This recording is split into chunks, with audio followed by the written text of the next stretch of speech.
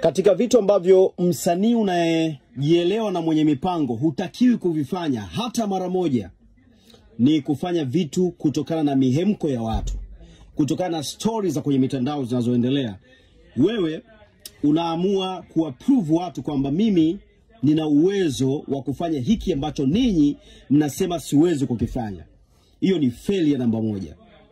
Failure kwa nini? Kwa sababu msanii yeyote ule mwenye kuelewa kazi yake mara zote huwa na mipango ya mwaka mzima.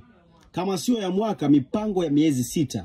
Kitu gani atafanya ndani ya mwezi wa kwanza, wa pili, wa tatu, wa nne, wa tano, wa 6. Mimi nasikitika kuona of course tunasema game zinachangamshwa na nini, lakini kuna tahadhari na paswa pia huyu msanii aelewe, na sisi kama watu wa burudani pia tunatakiwa kuelewa hiki. Kufanya kitu kwa miemko kuna gharama zake. Hiki ambacho kinaendelea, Harmonize sasa hivi unamwona anashare hiyo jet kubwa ambayo Diamond na wasanii wengine wakubwa Afrika wamekuwa wakiitumia. Mimi kwangu sioni kama ni sawa, kwa sababu natambua athari za kufanya vitu kwa mihemko, hasa kutoka kwa huyu Harmonize. Hili niliwahi kuizungumza pia wakati fulani, sio tukio la kwanza. I said wakati Harmonize anatoka WCB, mifano yake ili unielewe. Wakati anatoka WCB, aliwahi pia kutaka kucompete na mwana, na yeye kuja na record label ambayo ndani ya mwaka mmoja ilisaini wasanii wengi zaidi, na ile ilikuwa ni kuwaonyesha watu kwamba ninyi mnaweza kufanya record label na mimi pia na uwezo wa kutengeneza record label yangu. Tazama matokeo yake baada ya muda ilitokea nini? Record label ilifeli ile. Mpaka leo hatuna msanii hata huyu mmoja kati ya wale wasanii 6 kama sio 7 wakina Country, Angela, Chidi na Kili, Ibra na yeye mwenyewe. Sijui kama umeelewa ndugu zangu. Kwa hiyo msanii hupaswi kufanya vitu vya kimihemko.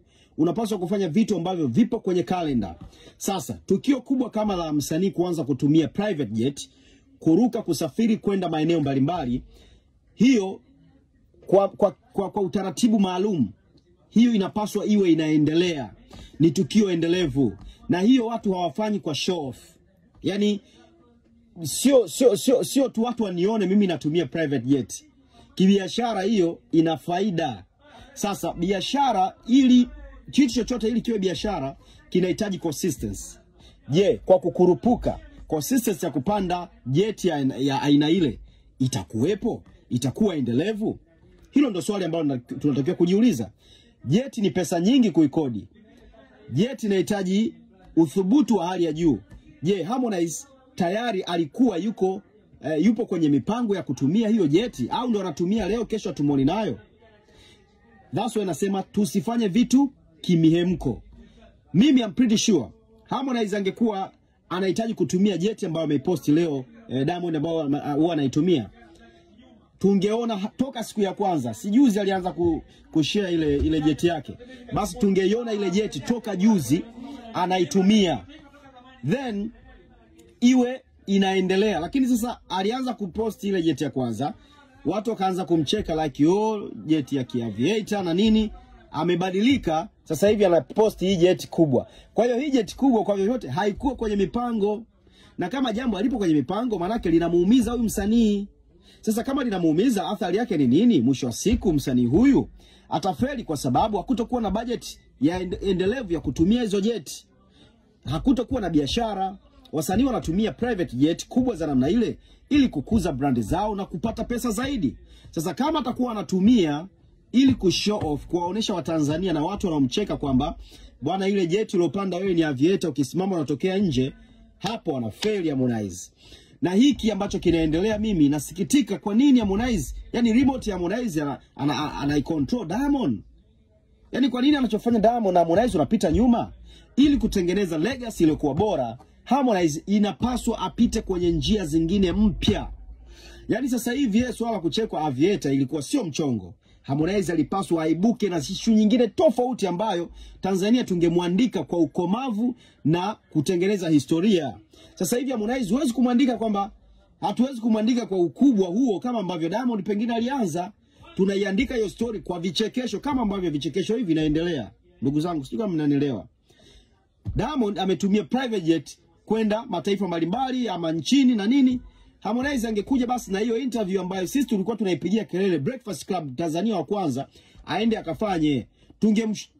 Tungemwona Harmonize kaibukia Breakfast Club, atengeneze njia tofauti na mpya. Ndugu zangu, sio kurudia vitu. That's why tunamtaja kama msanii anayekopi na kupaste, kwa sababu vitu anavyovifanya kaka yake alishafanya. Sasa tutarudia mpaka lini? Tutengeneze legacy yetu. Tusifanye vitu kwa mihemko.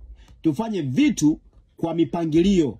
Tuwe na project za muda mrefu, za miezi 6 mpaka mwaka mmoja. Mimi wito wangu, ningekuwa kwenye management ya Harmonize, nisingeruhusu hiki kitu ambacho kinatokea sasa hivi. Yani nisingeruhusu budget itolewe, Harmonize akawaprove wa Tanzania kwamba hata yeye anaweza kupanda jet kubwa kama ile.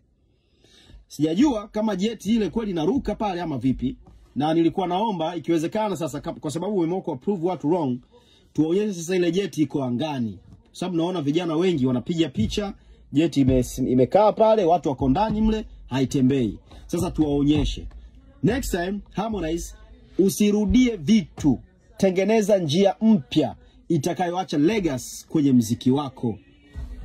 Naitwa Dr. Upupu.